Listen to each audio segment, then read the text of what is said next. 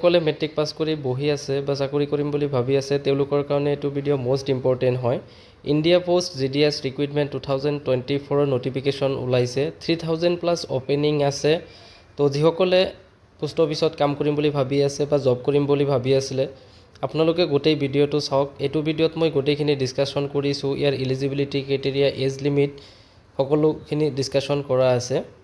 তো India post recruitment 2024, the department of Post in India prepare to release a new announcement on the GDS recruiting for India 2024.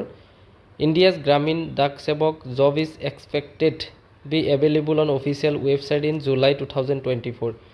The India Post Recruitment Department will announce about 3000 openings. Upon the formal release of the notification, candidates may begin applying for the India Post Gramin Dak Sevak branch postmaster and assistant branch postmaster. তো ইয়াতে expected আপোনাৰ ডেটটো July 2024ত ওলাব। এইটো মাহতে notification ওলাব। Official release কৰিছে বাট এতিয়ালৈকে ডেট ৰিলিজ কৰা নাই। ইয়াৰ পোষ্ট আছে আপোনাৰ গ্ৰামীণ ডাক সেৱক, branch postmaster and assistant branch postmaster. তো যিসকলে এপ্লাই কৰিম বুলি ভাবি আছিলে তো তেওঁলোকে ডেট ওলোৱাৰ পিছত আপোনালোকে এপ্লাই কৰিব পাৰিব। নেক্সট হৈছে এইটো অফিচিয়েল নটিফিকেশ্যন হয়। অলৰেডি ৱেবছাইটত ডিক্লেয়াৰ হৈছে বাট ডেটটো এতিয়ালৈকে ফাইনেল হোৱা নাই। নেক্সট হৈছে eligibility criteria. The candidate who are interested in the recruitment offered by the India Post 2024 must satisfy below the post office recruitment eligibility criteria which include minimum qualification and age limit and other skills required.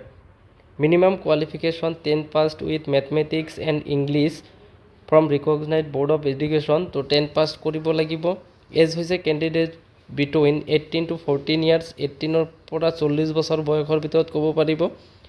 Expected skill basic knowledge of living, cycling and computers. তো আপোনাৰ cycle চলোৱা আৰু কম্পিউটাৰৰ basic নলেজখিনি লাগিব।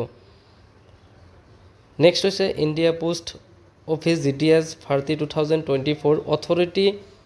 India post office recruitment India post GDS ভাৰতী 2024 number of vacancy more than 3000। Expected registration 15 July. To 15 তাৰিখে মান notification এইটো অনলাইন ডেটটো ওলাব। Eligibility 10 pass, age 18 to 14 years, application fee 100 rupees, name of circles 23 across India. তো all over ইণ্ডিয়াত 23 চাৰ্কুলত opening হ'ব ওলাব। এপ্লিকেশ্যন মোড হ'ব অনলাইন। তো এইটো হৈছে আপোনাৰ অফিচিয়েল ৱেবছাইট, আপোনালোকে স্ক্ৰীনশ্বট মাৰি ল'ব পাৰে কাৰণ এইটো ৱেবছাইটত যাই আপুনি এপ্লাই কৰিব লাগিব। নেক্সট হৈছে এজ লিমিট। এজ লিমিটটো ইয়াতে দিয়া আছে 18 পৰা 40 বছৰ। তো এইখিনি আপোনালোকে চাই ল'ব। তো এতিয়া মোষ্ট ইম্পৰ্টেণ্ট হৈছে when will India post recruitment 2024 forms available. The online application for India post office recruitment 2024 are expected to start on 15 July 2024। তো এক্সপেক্টেড 15 জুলাই 2024ৰ ভিতৰত ইয়াৰ অনলাইন ৱেবছাইটত অনলাইন এপ্লাই কৰিব পাৰিব আপোনালোকে। তো যিসকলে প্ৰিপাৰেশ্যন কৰিম বুলি ভাবি আছে বা এপ্লাই কৰিম বুলি ভাবি আছে তেওঁলোকে প্ৰিপাৰেশ্যন কৰি থাকক আৰু 15 জুলাইৰ পিছত আপোনালোকে ৱেবছাইটত যাই চেক কৰিব আৰু ইয়াৰ নটিফিকেশ্যন ওলালে ময়ো জনাই দিম। তো থেংক ইউ ফৰ ৱাচিং দিছ ভিডিঅ'। ভিডিঅ'টো ভাল লাগিলে আপোনালোকে শ্বেয়াৰ কৰি দিব আপোনাৰ ফ্ৰেণ্ড চাৰ্কলক আৰু কমেণ্ট কৰিবলৈ নাপাহৰিব।